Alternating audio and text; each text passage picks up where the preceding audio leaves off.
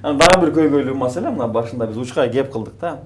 Жеке менчик балдар бакчасына бул тиешелүү деле болсо керек, мамлекеттик балдар бакчасына. Мынакей бар жок, мен башында айтпадымбы, бар жок балдар бакчасынан башталат депчи. Анткени ошол коррупция маселеси дагы балдар бакчасынан башталып, анан тиги көрүштөр менен бүтүп атпайбы дегендейчи. Мынакей азыр мурдакы тайпалар бүтүп атат. Жогорку тайпа бүтүп атат. Мынакей мен бир бул балдар бакчасына кайрылганымдын себеби дагы ушундай болду да, биздин көрсөтүүбүздүн.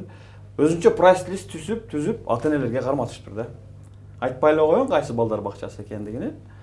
Анда дагы далилин гана деп чыгышы мүмкүн да. Бирок мындай айтып көрөйүн, эч кимди күнөөлөбөстөн эле. Өзүнчө прайс-лист түзүшүптүр ушул бүтүп аткан группа боюнча. Заведующийне мынча акча бериш керекпиз. Тарбиячысына мынча акча беребиз. Туура. Музыкантына мынча акча беребиз деген өзүнчө эле бир прайс-лист.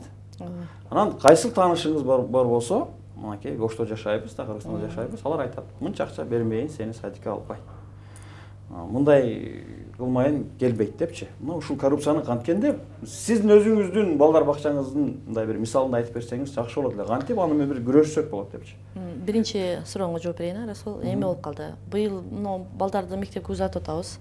Анда ата-энелердин өзүнүн каалоосу боюнча ата-энелер жыйын топтошот өздөрү. Анан быйыл биз балдар бакчасына эмне сүрөткө, дипломго, анан балдарга бир китепче гана. Ошону гана родительдер өздөрү топтошуп, өздөрү.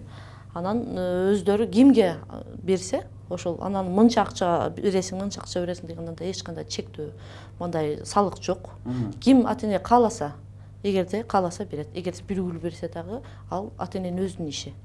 Анан кийин экинчи суроого, баягы балаң ушунча берсе алат экен, анча ушул эми бир 5 ушинтип калдык да. Ушул балдар бакчасына ушунча канча, мисалы кээ бир ата-эне келсе деле канча менен аласыз деген суроо. Бул өзү бизге ушу психолог баягындай болуп калды. Адамдар мисалы канча менен киргиздиң, канча менен ушул суроо ушундай туюлуп атат да. Негизи андай нерсе жок эле. Жок десек болот. Азыр эми баягындай көмөк эме камкордук кеңешчиси болгонбуз.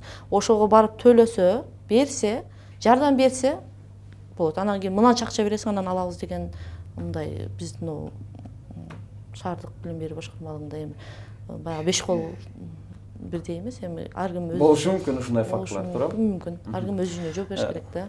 Мынакей айлыктын аздыгы дагы эң негизги мына ушул көйгөйдү жаратып жаткандай да. Анткени эгерде тарбиячынын жардамчысы 4000 сом айлык алса, анан биз колун бир чети байлап, анан бир колун экинчи четине мындай бошотуп койгондой сезилет да. Анткени аларга дагы жашоо керек. 4000ге анан мурда 1800 болсо мүмкүн эмес да. Ушуну кантип чечсе болот, кантип ойлойсуз? Бул ошол коррупция маселесин. Коррупция маселеси биринчи мамлекет тарабынан, мамлекеттик бала бакчаларга мамлекет тарабынан көмөк көрсөтүлүш керек. Алар жана биздей болуп көп албагандан кийинчи. Экинчиден бул адамдын өзүнүн жан дүйнөсүнөн эме деп ойлойм. Жан дүйнө жакшы болгон менен курсак курулдап атпайбы? Мана ошо башка жолдор менен тапса деле болот. Бул жерде мисалы курсак курулуп атат деген менен коррупцияны сиз кандай эме кыласыз билбейм. Менин оюмча, мисалы курсак курулдабагандар деле коррупция кылат да. Сөзсүз түрдө. Ошон үчүн бул ар бир адамдын өзүнүн тиешелүү, ар бир адамга байланыштуу. Демек, ар бир адамдын жан дүйнөсүнө байланыштуу. Ошого байланыштуу деп ойлойм. Анткени ошо эгер ошо чыдап ала турган болсо, албайбы, кедейби, курсак курулдайбы, анын айырмасы жок да, баары алат. Туура эле, бирок эми мындай айлыкты жогору алган тараптагы коррупция менен тиги этектеги коррупциянын айырмасы болсо керек да, негизи келипчи. Мынакей мен Роза Тумбаеванын интервьюсун окуп калдым да, айтып атат. Билим берүү министрлигинде мектепке чейинки 800 000 баланы карай турган бир эле эксперт бар экен дейт. Мына ушундай подход менен балдар бакчасындагы маселени чечсе болобу биринчиден? Болбойт. Расул, бул суроого да мен жооп берейин. Мына Роза министр президентибиз мына иштен президенттен түшкөндөн бери ушу балдар бакчаларына аябай көп көңүл буруп, ушу мына балдардын фондуларын ачып, китептерди чыгара баштады да. Анан кийин дагы 3 жаштан кийин кеч деген дагы китеп которуп ошо Роза Тумбаева ошону чыгарды. Анан эми бала бакчага негизи көп мына 2 жылдын мурун вообще эле көңүл бурулбай кеткен болчу да. Балдар бакчасына эч кандай эле көңүл бурулбай эле мындай көңүл сыртында калып калган болчу. Эми мына 2-3 жылдан бери көрүп атасыңар, Ош шаарында мына 3 жылдын ичинде 4 бала бакча курулду.